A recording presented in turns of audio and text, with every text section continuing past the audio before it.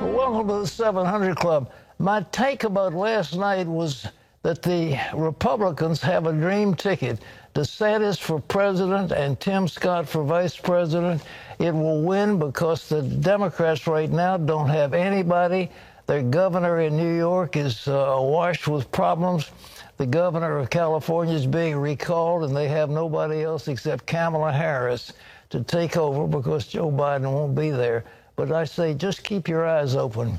Well, a liberal wish list, big government waste, job-killing tax hikes, and Washington in the middle of your life from cradle to grave.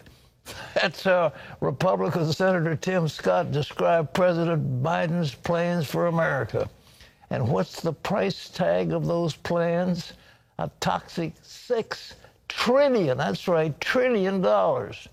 White House correspondent Eric Phillips brings us this recap of the president's first speech to Congress. President Biden spoke for 1 hour, 4 minutes, spending the vast majority of his time talking about infrastructure, both physical and social. First, though, he touted his pandemic success stories. Now, after just 100 days, I can report to the nation, America is on the move again. Right out of the gate, the president launched into a 100-day laundry list of successes, but not before recognizing the visual history of the two people behind him. Madam Speaker, Madam Vice President,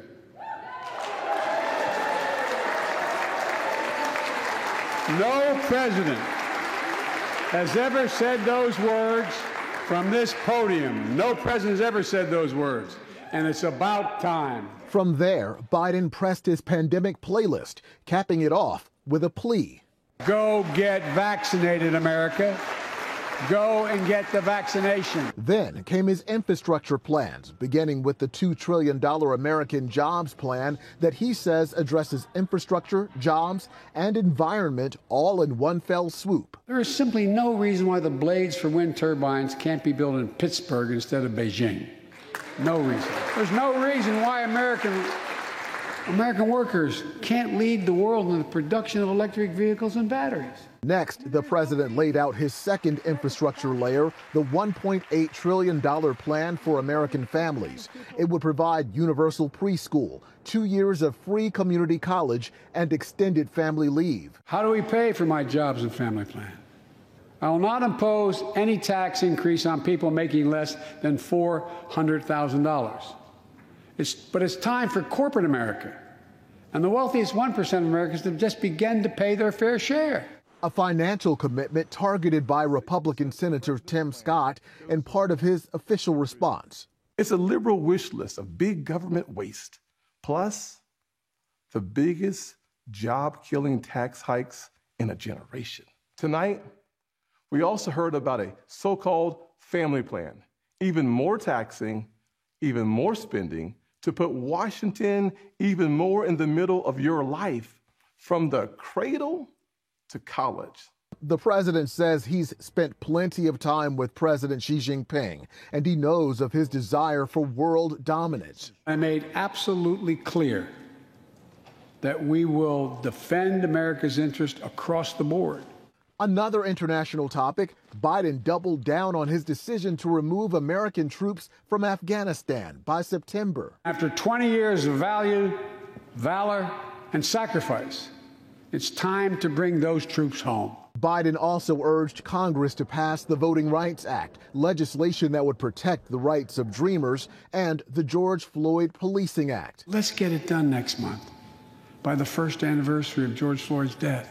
In his response, Scott said the president is heading in the wrong direction. A president who promised to bring us together should not be pushing agendas that tear us apart. Noticeably missing from the president's speech was any elaboration on the crisis at the southern border. It was clearly an address designed to pitch his American Families Plan. And next, he'll hit the road to try and sell that plan to the American people, with stops in both Georgia and Pennsylvania. Eric Phillips, CBN News. Thanks, Eric. Chief political analyst David Brody joins us now for more on the president's speech. David, the president wants to spend $6 trillion. Are Republicans going to let him get away with it? Well, and Pat, that $6 trillion is just proposed in the first 100 days. How much more does he have in the hip pocket? In terms of Republicans letting him get away with it, on paper, no.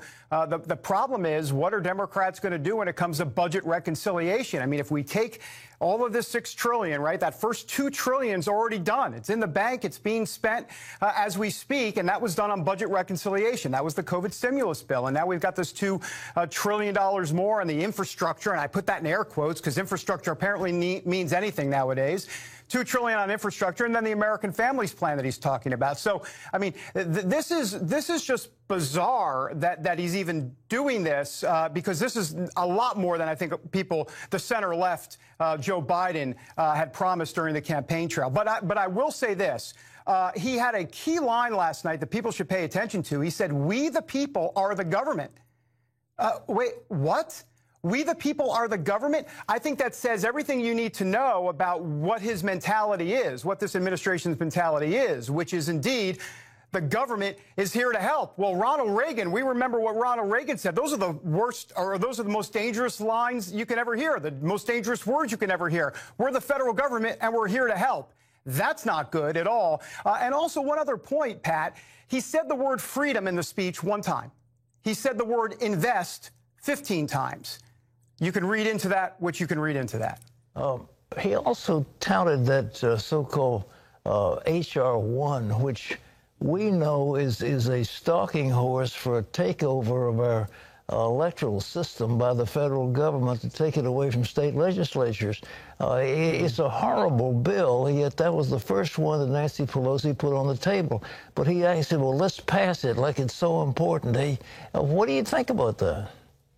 Well, a couple things. H.R. 1, the only way H.R. 1 is going to pass, it's already passed the House. The only way it's going to pass the Senate is if they change the legislative filibuster, which means taking that threshold, as you know, down from 60 to 50 votes.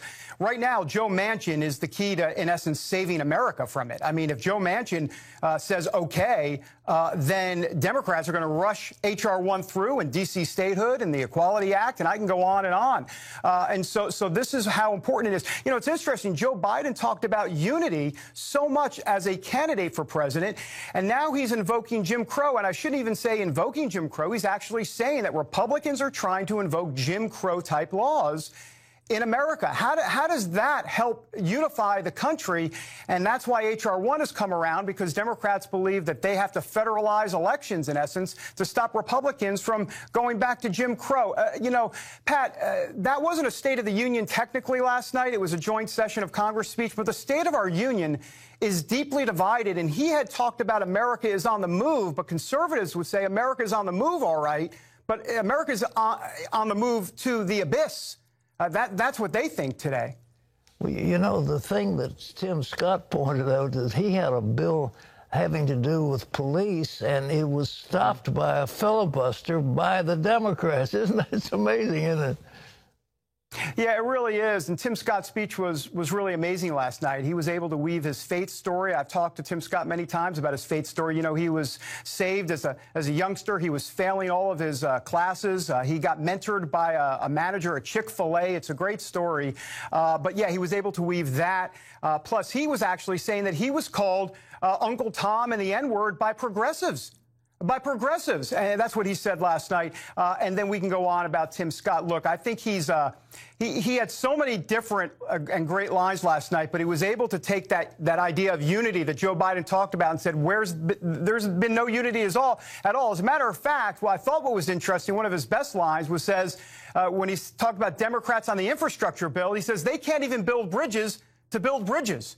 And, you know, Tim Scott, an up-and-coming star. He's been an up-and-coming star for a long time. But I agree with your assessment at the top of the show. A Ron DeSantis, Tim Scott ticket could be extremely appetizing for Republicans in 2024 if President Trump decides not to run. Well, I mean, even if he doesn't decide to run, I think they still ought to do it. But that's my feeling.